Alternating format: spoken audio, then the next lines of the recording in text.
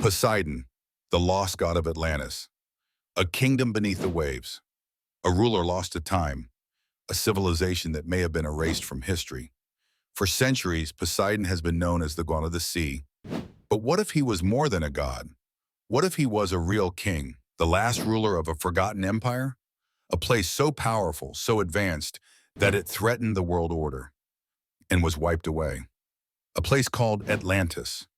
Poseidon was not just a myth, but a lost king whose story was rewritten. Poseidon was not like the other Olympian gods. Unlike Zeus, who ruled the sky, Poseidon had a physical domain, a palace beneath the sea, surrounded by great walls and golden temples. But was this truly a supernatural kingdom? Or was it a real-world empire, one that existed before recorded history?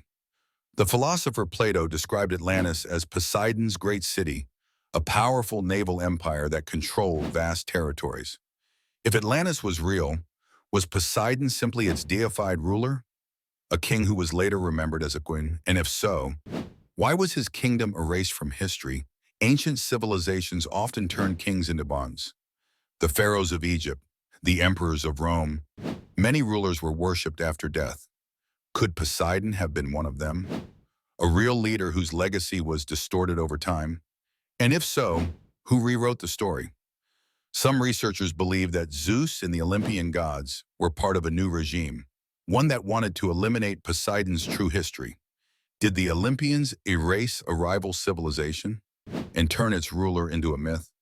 If Atlantis was real, then its destruction may not have been an accident. It may have been a deliberate cover-up. Plato's writings describe Atlantis' sudden fall, a disaster that wiped it from existence. A great earthquake, a monstrous flood, a single day and night of destruction. Some believe this could be a real event, perhaps the eruption of Thera, Santorini, which caused massive tsunamis around 1600 BC.